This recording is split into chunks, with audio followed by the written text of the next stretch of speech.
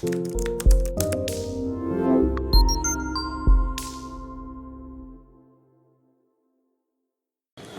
monsieur. Oui, bonjour.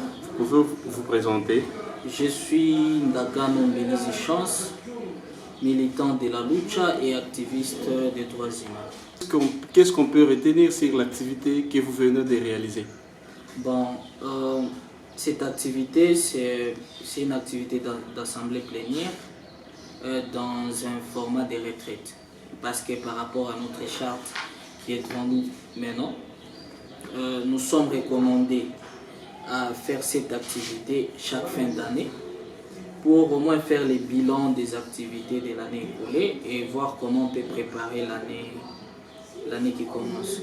Alors pour nous, on ne l'a pas fait en décembre, on a jugé bon de le faire au moins vers ce mois de janvier de cette année. Voir quel bilan de la lucha dans la ville et territoire d'Uvira pour l'année 2023? Ben, nous avons un grand bilan et je pense qu'avec les temps que nous avons maintenant, nous ne pouvons pas parcourir tout ce qu'on a réalisé pendant l'année écoulée. Mais nous pouvons dire que nous avons un bilan largement positif parce qu'il y a eu certaines activités, mais j'aimerais beaucoup plus signaler que les activités que nous avions faites n'étaient pas beaucoup plus orientées sur les activités de la rue.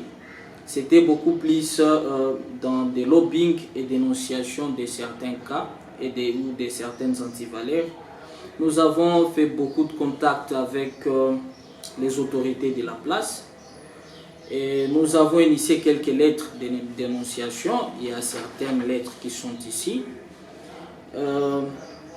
Même si nous avons dit que nous n'étions pas beaucoup plus dans la rue, il y a certaines activités de la rue que nous avons fait. Par exemple, l'activité à la régie des eaux, et pour ne citer que ça.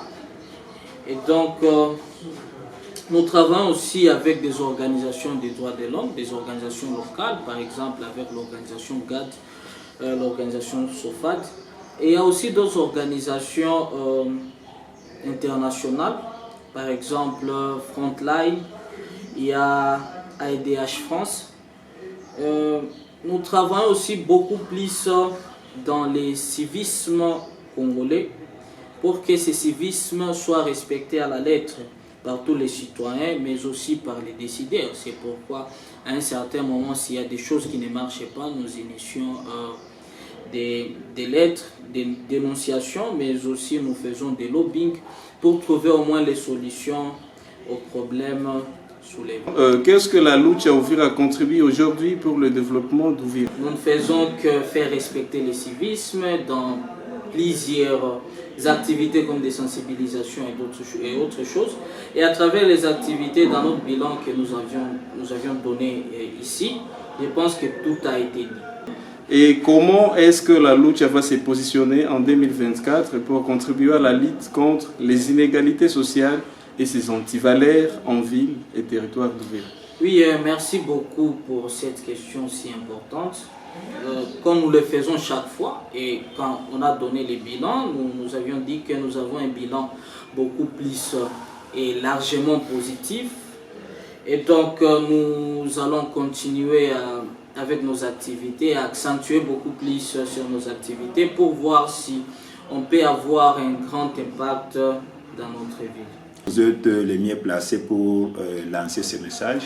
Oui, merci beaucoup par rapport à la population d'Uvira, Fizi et du monde entier. Nous sommes là, nous sommes un mouvement, nous sommes là pour susciter les changements et donc nous appelons toute la population à être avec nous et à chaque fois qu'on fera appel à la population, qu'elle soit plutôt là pour nous accompagner et pour répondre à notre appel que nous voulons apporter à la population.